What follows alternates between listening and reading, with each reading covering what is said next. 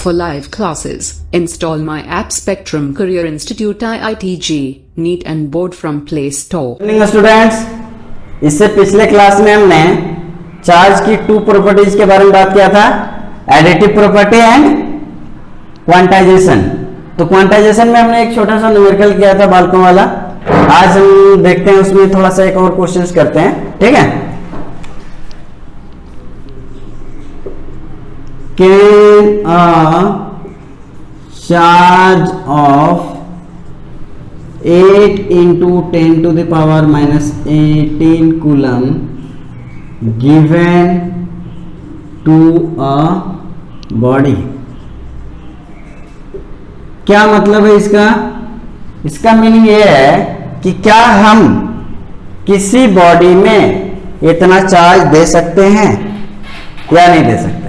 तो देखो, हम इससे पहले के लेक्चर में आपको बता चुके हैं कि जो चार्ज होता है ना, charge always integral multiple of basic quantum होता है। तो आपको क्या करना है, जब भी इस टाइप का क्वेश्चन रहे तो क्या करना है कि आपको नंबर ऑफ इलेक्ट्रॉन्स निकालने हैं, ठीक है। अगर नंबर ऑफ इलेक्ट्रॉन्स आपका इंटीजर में आ जाता है तो आप इस चार्ज को किसी बॉडी में दे सकते हो।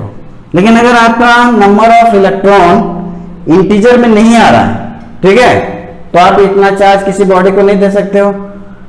क्यों नहीं दे सकते? आपको पहले से पता है ना, मैंने कितना बार रिपीट किया है कि हम ओनली वही चार्ज किसी बॉडी में ट्रांसफर कर सकते हैं जिसमें नंबर ऑफ इलेक्ट्रॉन क्या होगा, इंटीजर होगा, क्योंकि इलेक्ट्रॉन हमारा फ्रैक्शन में नहीं पाया जाता ना। तो चलो इसको सबसे पहले क्वांटाइजेशन प्रॉपर्टी से ये क्वेश्चन बनेगी। गिवन लिखते हैं, गिवन क्या दिया हुआ है, Q इक्वल टू 8 इंटू 10 पे पावर माइनस 18 कूलम। एंड हम लोग क्वांटाइजेशन से क्या जानते हैं बेटा, बोलो, Q इक्वल टू NE। तो यहां से N इक्वल टू क्या आ जाएगा, Q बाय E। और आपको पता है Q कितना दे रखा है इसने, 8 इंटू 10 पे पावर माइनस 18। और E की वैल्यू कितनी होती है, 1.6 इंटू 10 पे पावर माइनस 19, ठीक है। ये भी कूलम है, ये भी कूलम है, कूलम कूलम खत्म हो गया, ठीक है। ये पॉइंट हटाओ, यहाँ पे ये हो गया, ये 16 5 बार में, ठीक है। ये पावर ऊपर जाएगा तो प्लस में 5 इंटू 10 पे पावर माइनस 18 प्लस 19, कितना आ गया, 50। n की वैल्यू जो है वो हमारा क्या आ गया, इंटीजर आ गया। इसका मतलब ये हुआ कि हम ये चार्ज किसी बॉडी को दे सकते हैं। तो आंसर हमारा क्या हो जाएगा, S, ठीक है। Write down it. Third property था वो क्या है, conservation of charge, conservation of charge. इसको जरा आराम से समझते हैं कि कंजर्वेशन ऑफ चार्ज क्या होती है। कंजर्वेशन ऑफ चार्ज क्या होगा भाई, बताओ। जो हमारा चार्ज है, charge always associated with mass, ये बात आपको माइंड में लिख लेना है, ठीक है। Charge always associated with mass, मतलब क्या हुआ कि जहां पे भी चार्ज है वहां पे मास है, ठीक है ना। और हमने इससे पहले वाले प्रॉपर्टी में क्या देखा कि जो चार्ज होती है वो क्वांटाइज होता है। इसका मतलब ये हुआ कि जैसे पूरे यूनिवर्स की बात करें तो पूरा मास जो हमारा है वो कांस्टेंट है। तो जब मास कांस्टेंट है तो हमारा चार्ज भी कांस्टेंट हो जाएगा। तो इसकी डेफिनेशन क्या लिखेंगे, charge can neither be created or nor be destroyed. Okay, only it can be transferred from one body to another body। मतलब क्या हुआ कि चार्ज को हम लोग सिर्फ एक बॉडी से दूसरे बॉडी में ट्रांसफर कर सकते हैं। ठीक है, इसे क्रिएट नहीं कर सकते क्योंकि हम इलेक्ट्रॉन को क्रिएट नहीं कर सकते हैं। ठीक है, और हम इसे डिस्ट्रॉय भी नहीं कर सकते। ठीक है, तो ओनली एंड ओनली क्या होगा कि चार्ज जो है वो कंजर्व है। ये क्या होता है, इसे ना हम क्रिएट कर सकते हैं और ना डिस्ट्रॉय कर सकते हैं, सिर्फ और सिर्फ एक बॉडी से दूसरे बॉडी में ट्रांसफर कर सकते हैं। ठीक है बच्चों, चलो यहां तक की बात हो गई है, तो चलो आगे बात करते हैं। अब एक छोटी सी बात समझ लेते हैं कि चार्ज और मास में क्या डिफरेंस है। चार्ज और मास में क्या डिफरेंस है।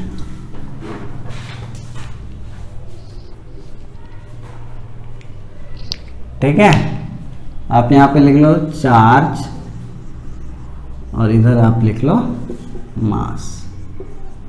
ठीक है, चार्ज आपका पॉजिटिव हो सकता है, नेगेटिव भी हो सकता है, लेकिन मास ऑलवेज पॉजिटिव ही होता है। ठीक है, मास हमेशा क्या होगा, पॉजिटिव ही होगा। लेकिन चार्ज मैंने बताया था चार्ज दो तरह के होते हैं, पॉजिटिव भी होता है और नेगेटिव होता है। ठीक है, अगर किसी बॉडी में, जैसे मान लेते हैं ये बॉडी है, ठीक है, इसमें चार्ज है, इसमें कोई चार्ज है Q। ठीक, इस बॉडी में हमने स्पीड दे दी, वेलोसिटी दे दी, तो ये चार्ज चेंज नहीं होगा। ठीक है, चार्ज चेंज नहीं होगा, मतलब charge is constant for moving body. मतलब क्या हुआ कि अगर हम किसी बॉडी में चार्ज दे देते हैं और उसे मूव करवा देते हैं, ठीक है, तो चार्ज उसका चेंज नहीं होगा, लेकिन मास चेंज हो जाती है, मास विल चेंज। ठीक है, और इसकी प्रॉपर्टी डिफरेंस देखना चाहें तो चार्ज की एसआई यूनिट क्या हो जाएगा, COULOMB। इसकी एसआई यूनिट क्या हो जाएगी, एसआई यूनिट कूलम, और इसकी एसआई यूनिट क्या है, किलोग्राम। ठीक है, तो ये छोटा सा डिफरेंस है, कभी कभी पूछ दिया जाता है। ठीक है, चलो अब इसके बाद हम लोग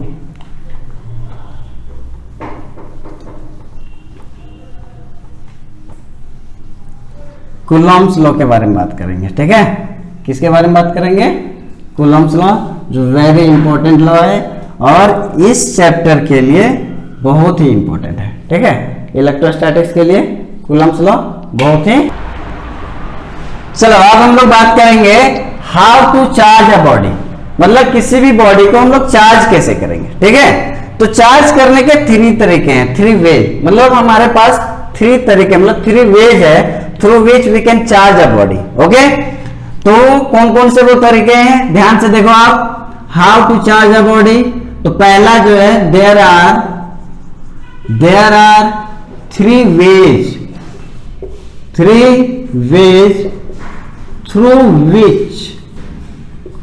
through which we can charge a body।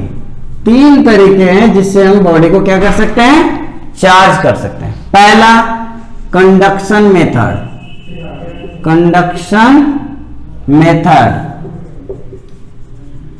और चार्जिंग बाय कंडक्शन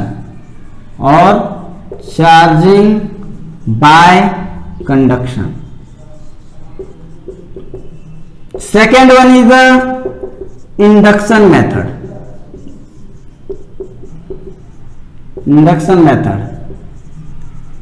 और चार्जिंग बाय इंडक्शन।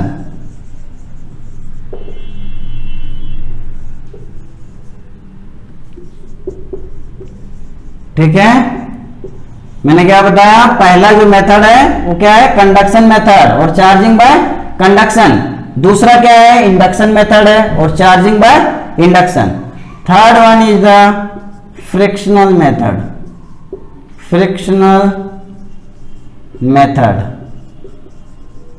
और चार्जिंग बाय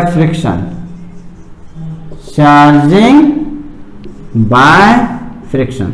हमने अभी थोड़ा देर पहले आपको बताया कि जो चार्ज होता है वो कंजर्व होता है, उसे हम क्या कर सकते हैं, ना तो क्रिएट कर सकते हैं ना डिस्ट्रॉय कर सकते हैं, ओनली एक बॉडी से दूसरे बॉडी में ट्रांसफर कर सकते हैं। तो जो ट्रांसफर करने के हमारे पास तरीके हैं वो 3 तरीके हैं, ये तीनों, ठीक है, कंडक्शन, इंडक्शन और friction.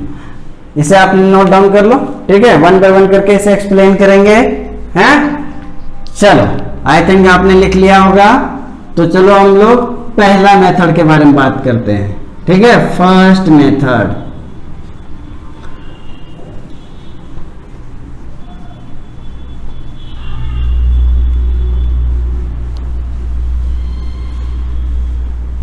First one, charging by conduction, charging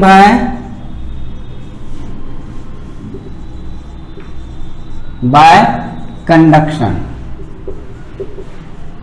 इसमें हम लोग क्या करते हैं कि बॉडी का, एक चार्ज बॉडी को एक अनचार्ज बॉडी से कांटेक्ट करवाते हैं, मतलब एक्चुअल कांटेक्ट होता है, ठीक है, एक्चुअल कांटेक्ट होगा इसमें।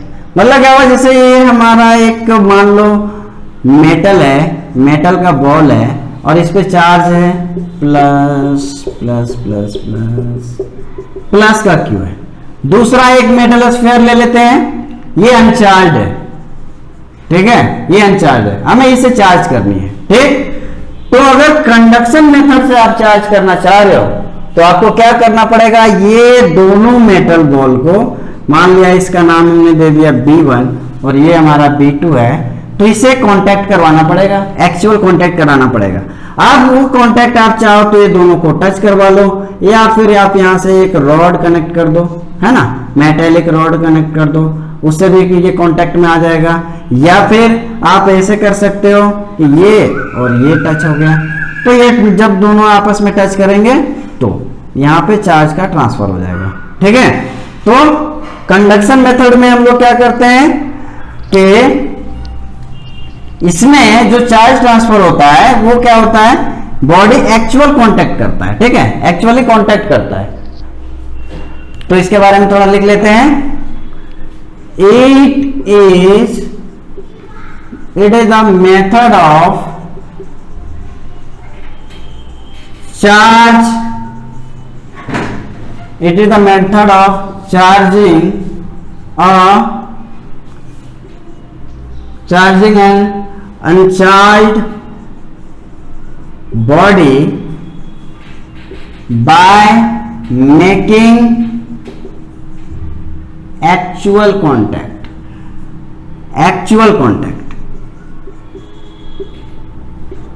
ओके। मतलब इस मेथड से हम लोग जो बॉडी को चार्ज करेंगे उस समय हमें क्या करना पड़ेगा कि दोनों बॉडीज में हमें क्या करना पड़ेगा, एक्चुअल कांटेक्ट बनानी पड़ेगी, ओके। तो देखते हैं, एग्जांपल ले लेते हैं एक, है ना, ये हमारा मेटेलिक स्फीयर है, ठीक, इसका नाम दिया A, इस पे हमारा चार्ज है, सपोज इस पे हमारा चार्ज है कैपिटल का Q, ओके। और एक हमारा यहाँ पे सेम साइज, इसकी रेडियस मान लो R है, तो सेकंड वाले की भी रेडियस हमने लिया है R, सेम रेडियस का, ठीक है। और इस पे इसका नाम दे देते हैं B। अब ये दोनों को हम कांटेक्ट में लाते हैं, ठीक है। तो नेक्स्ट स्टेप में देखो हमारा ये है ना, ये हमारे कांटेक्ट में आ गया, ओके। अब क्या हो रहा होगा, A से चार्ज हमारा B में जा रहा होगा। क्यों जाता है इसके बारे में हम लोग थोड़े लेक्चर, मतलब 2-4 लेक्चर के बाद बात करेंगे, क्योंकि यहाँ पे पोटेंशियल का कंसेप्ट है जो हमने अभी बताया नहीं आपको, तो इसलिए अभी उसके बारे में नहीं समझेंगे, ठीक है। अभी आप सीधा सीधी ये समझो कि चार्ज जो है इस बॉडी से, है ना, जो बॉडी चार्ज था इस बॉडी से चार्ज अब ये अनचार्ज बॉडी में भी आने लगा, ठीक है। अब इसके बाद क्या करेंगे, ये दोनों का कांटेक्ट हटा देंगे, ये हमारा ये हो गया और ये हमारा B हो गया, ठीक है। अगर ये स्फीयर और इस स्फीयर की रेडियस सेम है, मतलब इसकी shape and size all are equal, तो क्या होगा कि यहाँ पे जो चार्ज ट्रांसफर होगा वो इक्वली हो जाएगा, ठीक है। इसके बारे में बहुत डिटेल में हम लोग पढ़ेंगे कि क्यों जा रहा है और कैसे जा रहा है। ठीक है, अभी आप यहां समझ लो इसको। ठीक है, यहां पे दोनों में Q/2 Q/2 आ जाएगा। ठीक, एक चीज ध्यान देना, इस मेथड में क्या होता है कि अगर आपको जिस बॉडी को चार्ज करना है, मतलब जैसे चार्ज करना है, जैसे अगर मुझे एक बॉडी को पॉजिटिवली चार्ज करना है, ठीक है, अगर मुझे एक बॉडी को पॉजिटिवली चार्ज करना है तो जो चार्ज बॉडी आप लेके आओगे वो पॉजिटिव चार्ज वाला लेके आओगे। ठीक है, अगर आपको नेगेटिव चार्ज करना होगा तो आप जो चार्ज बॉडी लेके आओगे वो नेगेटिव वाला लेके आओगे। ठीक है, जैसे ये हमने देखो अभी आपको पॉजिटिव चार्ज करके दिखाया, अनचार्ज बॉडी था ये क्या था, अनचार्ज था। ठीक है, इसको हमने अभी चार्ज करके दिखाया आपको। ठीक है, ऐसे ही अगर हमें नेगेटिव चार्ज करना होता तो हम क्या करते, हम जो लेके आते वो चार्ज बॉडी नेगेटिव होता। ठीक है, नेगेटिवली चार्ज बॉडी को लेके आएंगे। ठीक है, मतलब आप ध्यान से समझ रहे हो ना इस बात को कि अगर कंडक्शन मेथड से आप किसी बॉडी को चार्ज कर रहे हो तो जैसा चार्ज आपको बॉडी को करना है, जैसा चार्ज मतलब पॉजिटिव या नेगेटिव, ठीक है, आपको दूसरी बॉडी जो लेके आनी है वो सेम टू सेम उसी टाइप का लेके आना। जैसे हम ले लेते हैं, ये हमारा एक बॉडी है जिसपे नेगेटिव चार्ज है, आज गर्मी बहुत है इसलिए पसीना आ रहा भाई। ठीक है, ये हमारा इस पे चार्ज मान लो माइनस का Q है।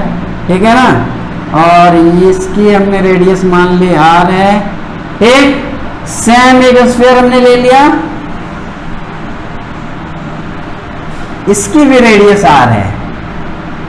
ठीक है, और ये अनचार्ज है, अभी मेटल स्फीयर है, अनचार्ज है। ओके, अब हम क्या करेंगे, ये दोनों को कांटेक्ट में लाएंगे। तो आप कांटेक्ट में मैंने बताया था आपको, आप रॉड के थ्रू कांटेक्ट कर सकते हो या फिर एक्चुअली मतलब एक्चुअल कांटेक्ट होना चाहिए। ठीक है, आप चाहे जैसे भी करो। ठीक है, ये हमारा A है, ये हमारा B है, A B। ठीक है, इस पे माइनस माइनस चार्ज आ गया, इस पे भी माइनस माइनस चार्ज आ जाएगा। ठीक है, फिर हम इसे क्या करेंगे, सेपरेट कर देंगे। इसे क्या करेंगे, सेपरेट कर देंगे। ठीक है, सेपरेट कर देंगे। ठीक, यहाँ पे माइनस माइनस माइनस। ठीक, ये Q/2 माइनस का रहेगा और यहाँ पे भी माइनस माइनस माइनस और ये भी माइनस Q/2 रहेगा। ठीक है, अगर हमने दोनों ही स्फीयर A और B इक्वल रेडियस का, इक्वल शेप एंड साइज का लेंगे तो जो चार्ज का ट्रांसफर होगा वो इक्वली हो जाएगा। ओके, अगर अलग अलग रेडियस का लेंगे तो नहीं होगा, क्या होगा, लेकिन अभी उसके बारे में बात नहीं कर रहे हैं। ठीक है, उसके बारे में बात करेंगे जब हम पोटेंशियल आपको पढ़ाएंगे। ठीक, ये चार्ज तब तक ट्रांसफर होती रहती है जब तक कि दोनों का पोटेंशियल इक्वल ना हो जाए। ठीक है, ये स्फीयर और ये दोनों की पोटेंशियल इक्वल हो जाएगी तो चार्ज का ट्रांसफर रुक जाएगा। ठीक है, अभी अगर हम पोटेंशियल के बारे में बात करेंगे आपको समझ में नहीं आएगा, तो आप अभी सीधा सीधे समझ लो, अगर इक्वल शेप का रहेगा है ना, तो जो चार्ज ट्रांसफर होगी वो इक्वली दोनों में बढ़ जाएगा, मतलब हाफ हाफ हो जाएगा। ओके, चलो अब हम लोग बात करते हैं, है ना, चार्जिंग बाय इंडक्शन। किसके बारे में, जो हमारा सेकेंड मेथड था, चार्जिंग बाय इंडक्शन। ये बहुत ही इंटरेस्टिंग है आपको, है ना। ठीक है, देखो इसमें क्या होगा, बिना टच किए चार्ज ट्रांसफर हो जाएगा। बिना टच किए मतलब चार्ज एक बॉडी से दूसरे बॉडी में चली जाएगी। देखते हैं कैसे जाएगी। ओके, तो इसमें हम लोग क्या करते हैं, इस मेथड से जब हम चार्ज का ट्रांसफर करेंगे तो हम क्या करेंगे, एक पहले चार्ज बॉडी लेंगे। ठीक, इसमें एक्चुअल कांटेक्ट नहीं बनाना है हमें, लेकिन क्या करना है, अनचार्ज बॉडी को चार्ज बॉडी के बहुत पास लेके आना है, मतलब टच नहीं करवाना है लेकिन पास में रखना है। ठीक है, जैसे ये हमने क्या किया, इस पे प्लस का चार्ज दे दिया। ओके, ये हमने इस पे प्लस का चार्ज दे दिया है, इसकी रेडियस R है, इस पे चार्ज Q है। ठीक, ये हमने इसके पास में एक अनचार्ज स्फीयर को लेके आए। ठीक है, इसकी भी रेडियस r है। तो यहाँ पे क्या होगा, यहाँ पे जो चार्ज का ट्रांसफर होगा वो कैसे होगा, अब आपको पता है कि ये प्लस का चार्ज है और प्लस और माइनस में अट्रैक्शन होता है, मैंने पहले लेक्चर में बताया था। तो ये प्लस वाला चार्ज क्या करेगा, ये मेटल की स्फीयर है ना, किसकी स्फीयर है, ये मेटल स्फीयर है। तो जब मेटल स्फीयर है तो इसमें फ्री इलेक्ट्रॉन्स है, मेटल स्फीयर है बेटा, तो इसमें फ्री इलेक्ट्रॉन्स है ना, फ्री इलेक्ट्रॉन्स है कि नहीं, बोलो है ना फ्री इलेक्ट्रॉन्स। तो वो जो फ्री इलेक्ट्रॉन्स है उसको ये प्लस वाला अपनी ओर खींचेगा। तो ये वाले पोर्शन में देखो आपका प्लस की पोलैरिटी आ जाएगी, इधर कौन सी पोलैरिटी आ जाएगी, ये हाँ सॉरी, ये यहाँ पे प्लस है तो इधर किसकी पोलैरिटी आ जाएगी, माइनस की पोलैरिटी आ जाएगी। ठीक है ना, प्लस और माइनस ऑपोजिट वाले में अट्रैक्शन होता है, तो ये प्लस वाला माइनस वाले को खींचेगा तो इधर किसकी पोलैरिटी आ जाएगी, माइनस वाले का। अगर इधर हमारा इलेक्ट्रॉन शिफ्ट कर गया है तो इधर किसकी पोलैरिटी जाएगी, इधर हमारा पोलैरिटी आएगा प्लस वाले का। ठीक है, नेक्स्ट स्टेप में हम क्या करेंगे, नेक्स्ट स्टेप में हम लोग क्या करेंगे, ये हमारा प्लस चार्ज है,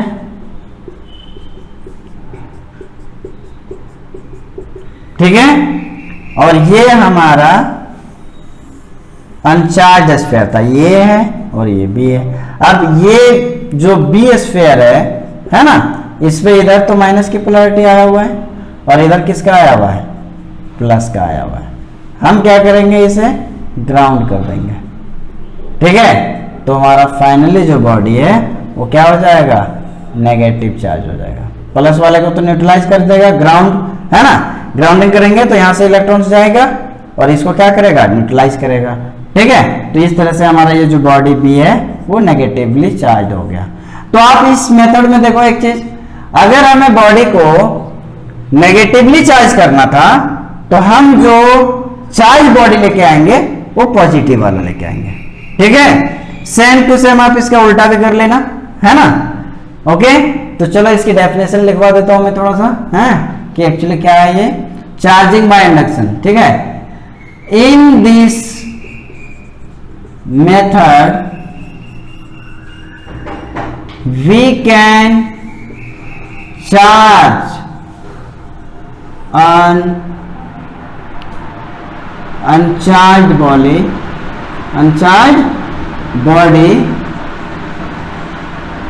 by making without any contact।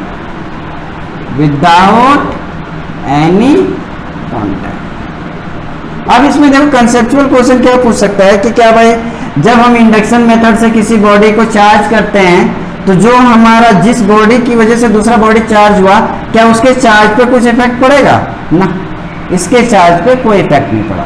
ठीक है, हवा में उड़ के तो चार्ज आएगा नहीं इस पे।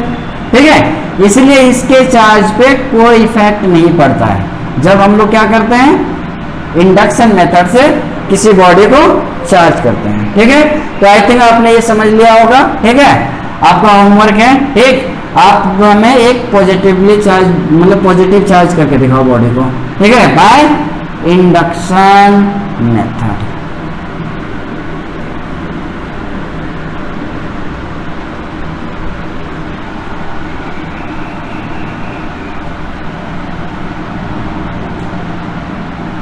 ओके, आई थिंक आप लोगों को समझ में आ रही होगी चीजें हैं। अगर आपको समझ में नहीं आ रहा तो आप कमेंट कर सकते हैं। ठीक है, किसी भी चीज में दिक्कत हो तो ठीक, आप कमेंट कर सकते हैं। ओके, चलो लास्ट जो हमारा रह गया था इसमें तीसरा, वो है charging by friction. Charging by friction, इस मेथड से जनरली हम लोग इंसुलेटर को चार्ज करते हैं। इस मेथड से जनरली हम लोग किसको चार्ज करते हैं, इंसुलेटर को। ठीक है, आपने बचपन में खेला भी होगा। ठीक है, स्केल ले लेते थे, ऐसे ऐसे करते रहते थे। हाँ, तो हम लोग यहाँ क्या कर रहे हैं, देखो स्केल को हेड में ऐसे रब कर रहे हैं ना, तो रब करने से क्या होता है कि यहाँ पे थर्मल एनर्जी की वजह से जो इलेक्ट्रॉन है वो ट्रांसफर हो जाता है। ठीक है, और हमारी बॉडी जो है वो चार्ज हो जाती है। तो इसमें क्या लिखना है आपको कि bye rubbing a body with another body we can charge a body. We can charge a body. This method is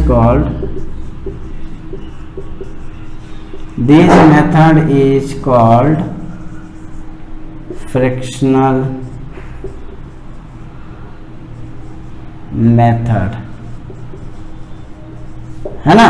इस मेथड को क्या बोलेंगे? Friction method. इसमें हम लोग क्या करेंगे, एक बॉडी के ऊपर में दूसरे बॉडी को रब करेंगे, ठीक है। जैसे क्लाउड में होती है, ये जो बादल है ना, ये क्लाउड है, यहाँ पे देखो बहुत सारे क्लाउड होते हैं, तो यहाँ पे क्या करता है, ये इसमें रबिंग होती है, ठीक है, जिसकी वजह से चार्ज प्रोड्यूस होता है यहाँ पे, ठीक है। ये आपका प्रैक्टिकल एग्जांपल है किसका? चार्जिंग बाय फ्रिक्शन का, ठीक, ओके। तो हमने ये तीनों मेथड देख लिया, ठीक है। ये ज्यादा यूज नहीं होता है, मेनली जो आपका फर्स्ट और सेकंड मेथड हमने बताया जनरली उसी को हम लोग यूज करते हैं, ठीक है। तो चलो अब हम लोग बात करते हैं, ये हमने चार्जिंग के बारे में आपको समझा दिया कि कैसे हम लोग चार्ज करेंगे किसी भी बॉडी को जो अनचार्ज होगा, ओके, ठीक है। नाउ जो हमारा मोस्ट इंपॉर्टेंट टॉपिक है इसमें, है ना, जिसके जहां से हमारा इलेक्ट्रोस्टैटिक्स मेनली स्टार्ट होगा, ठीक है,